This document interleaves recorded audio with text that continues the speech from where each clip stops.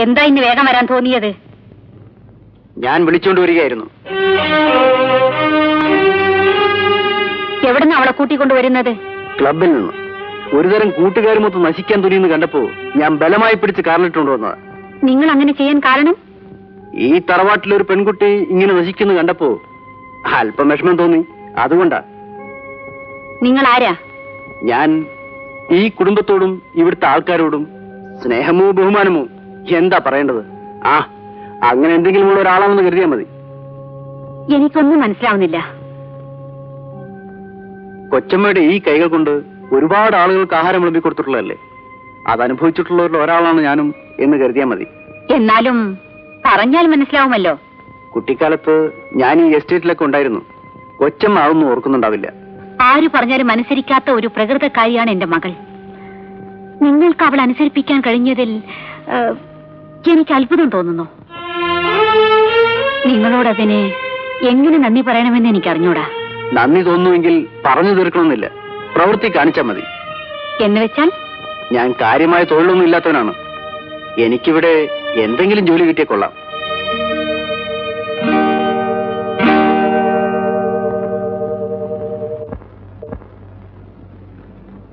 Driver,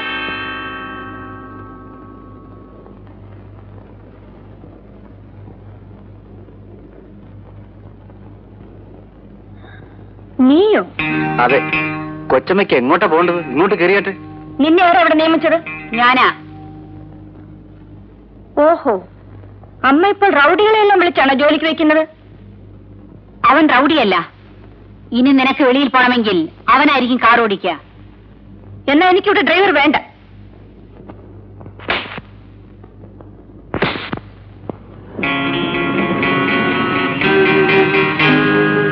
അവൾ അവളുടെ കൂട്ടുകാരുമായിട്ട് ബന്ധപ്പെടുത്തരുത്. ആ കാർ എടുത്ത് കൂടെ പോകൂ.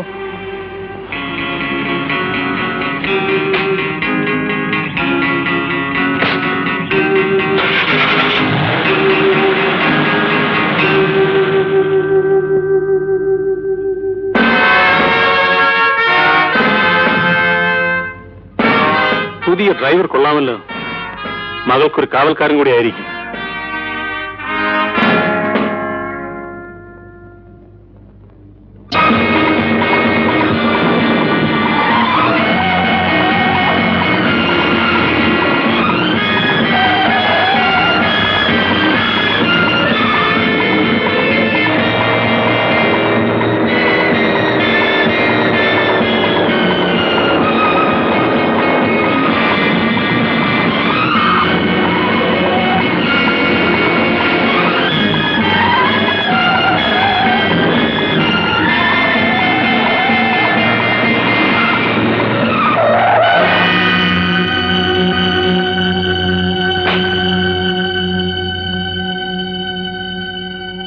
ധിക്കാരത്തിന്റെ അർത്ഥം ചിരിച്ചു കാണിക്കാനല്ല പറഞ്ഞത്. നീ ഞങ്ങളുടെ ഡ്രൈവർ ആണെങ്കിൽ എന്നെ അനുസരിക്കണം. വണ്ടി മാറ്റിയിടണം. ഇത്രയധികം സ്പീഡ് വേണോ ബേബി? എന്റെ സ്പീഡ് നിയന്ത്രിക്കലാണോ നിന്റെ ജോലി? അതും കൂടിയാണ്. മനസ്സിലാവുന്നുണ്ട്. ഇതിനൊക്കെ ഞാൻ അമ്മയോട് പറഞ്ഞോളാം. ക്ലബിലെത്താൻ വൈകുന്നു. താൻ കാർ മാറ്റി തരുന്നുണ്ടോ? കാറ് മാറ്റാം, പക്ഷേ ബേബി ക്ലബിൽ പോവില്ല. എന്ത്? ഇന്ന് മാത്രമല്ല, ഇനി ഒരിക്കലും. എന്റെ കാര്യത്തിൽ നീ എന്തിനാ ഇത്ര വാശി പിടിക്കുന്നത്? ഞാൻ അതിന് കടപ്പെട്ടവനാണ്. കടപ്പെട്ടവനോ? അതെ. ബേബിക്ക് എന്നെ മനസ്സിലായി കാണില്ല. മനസ്സിലാക്കണമെന്നില്ല. നമ്മൾ ഒരുമിച്ച് കളിച്ചു വളർന്നവരാണ്. കളിച്ചു വളർന്നവരോ? കള്ളം. ഞാനിങ്ങനെ ഒരാളെ ഓർക്കുന്നില്ല. സിദ്ധയ്യൻ എന്ന കാര്യസ്ഥനെ ഓർക്കുന്നു. അദ്ദേഹത്തിന്റെ മകനെ ഓർക്കുന്നു. കുട്ടിക്കാലത്ത് നിനക്ക് ആ കൂട്ടുകാരനെ ഉണ്ടായിരുന്നുള്ളൂ. ആ പ്രഭാകരനാണ് ഞാൻ.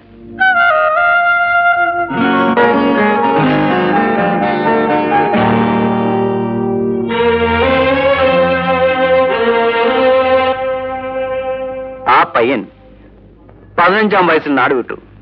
ആ പയ്യൻ 15-ാം വയസ്സിൽ നാട് വിട്ടു. മറുനാട്ടിൽ പല ജോലികളും ചെയ്ത് ജീവിക്കുകയായിരുന്നു. ഇപ്പൊ അച്ഛന് വയസ്സായി. ഇനി ഈ നാട്ടിൽ എന്തെങ്കിലും ജോലി ചെയ്ത് ജീവിക്കാമെന്ന് വിചാരിച്ചു. അതിന് കൽപ്പിച്ച ജോലി ചെയ്താൽ മതി. എന്നെ ഉപദ്രവിക്കണമെന്നുണ്ടോ? ഉപദ്രവിക്കുകയല്ല, സഹായിക്കുകയാണ്. ബേബിക്ക് ഇപ്പൊ അത് പറഞ്ഞാൽ മനസ്സിലാവില്ല.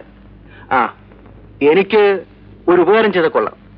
തൽക്കാലം ഞാൻ ആരാണെന്ന് ബേബി ആരെയും അറിയിക്കാതിരിക്കണം. അപ്പോൾ ഇതിന്റെ പിന്നിൽ ഒരു ഗൂഢാലോചന ഉണ്ടല്ലേ? അല്ല, നല്ല ആലോചന. എനിക്കൊന്നും കേൾക്കണ്ട. ബേബി,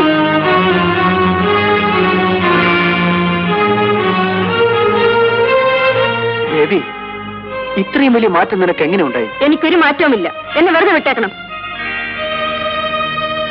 இது நிஜமா இந்த பேபி குழந்தையின் திமிரு கொஞ்சம் அடங்கி என்பதும் நிஜமா എന്താ സ്വാമി പാടുന്നത്? இல்ல நம்ம புது டிரைவர் பிரபாகரன் இல்ல மிடுக்கல் மிடுமிடுக்கல் வெரி கிளவர் பாய். അതെന്താ? நம்ம பேபி குழந்தையோட திமிரு கொஞ்சம் அவன் அடக்கிയില്ലേ? இந்த பெണ്ണും ഒരു കുതിരത്താൻ കടിഞ്ഞാൻ പിടിക്കാൻ ഒരാൾ വേണം. അവൻ എങ്ങനെ ഇവിടെ വന്ന് പെട്ടു എന്നാണ് എനിക്കറിയാത്തത്.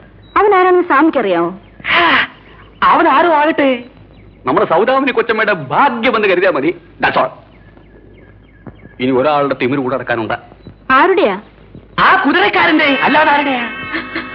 ഒന്ന് പതുക്കെ പറയൂ സ്വാമി. എന്താ സ്വാമി പറയുന്നത്? ആര് ചെല്ലപ്പനോ? വാങ്ങോ വാങ്ങോ വാങ്ങോ. ആരെയോ അടക്കണം എന്നൊക്കെ പറയുന്നത് കേട്ടല്ലോ. അത് ഞാനൊരു തമാശ പറഞ്ഞതല്ലേ. ഈടായിട്ട് ചെല്ലപ്പൻ നന്നായിട്ട് വെളുത്തിട്ടുണ്ടല്ലോ, നല്ല ഗ്രാമർ. ചെല്ലപ്പാ അല്പം മാറ്റി പിടിക്കൂ, തോക്കാണ് വെരി ഡേഞ്ചർ, പൊട്ടും. ചെല്ലപ്പാ തോക്ക് വീട്ടിൽ പൊട്ടി തുടയ്ക്കാമല്ലോ. സ്വാമി, ഇങ്ങനെയൊക്കെ തമാശ പറയുമ്പോൾ സൂക്ഷിക്കണം കേട്ടോ. ചിലപ്പോ ഇവൻ അറിയാതെ സ്വാമിക്ക് നേരെ പൊട്ടും.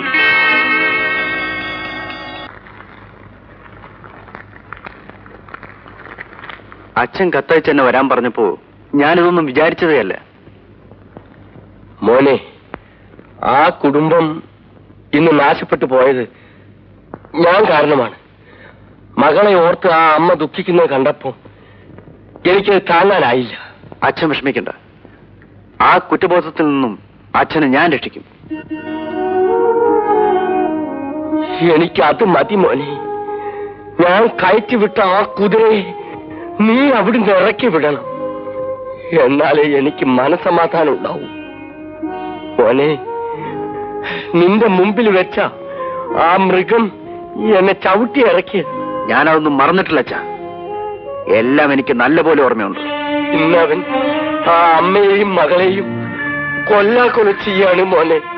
അറിയാം അച്ഛാ. അച്ഛൻ ആഗ്രഹിക്കുന്നത് ഞാൻ നിറവേറ്റുക തന്നെ ചെയ്യും.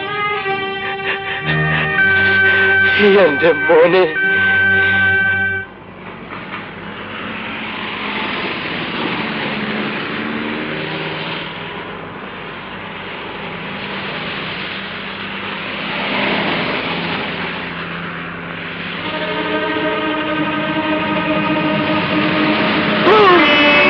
വണ്ടി നിർത്തണോ?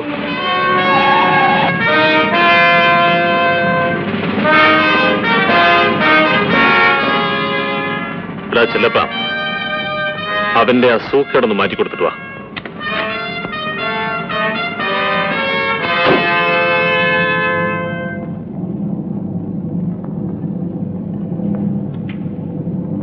എടാ കിഴവ, നീ നിന്റെ ഈ തുപ്പൽ അവസാനിപ്പിക്കില്ല അല്ലേ? ഇല്ലടാ ഇല്ല. എന്റെ മരണം വരെ ഞാൻ തുപ്പും. ഫു!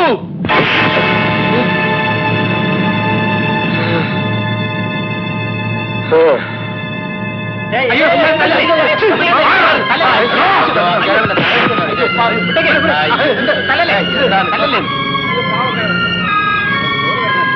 ചിലപ്പോ തല്ലല്ലേ. എടാ, നീ ഇത് തുടർന്നാൽ അതോടെ നിന്റെ കഥ അവസാനിപ്പിക്കും.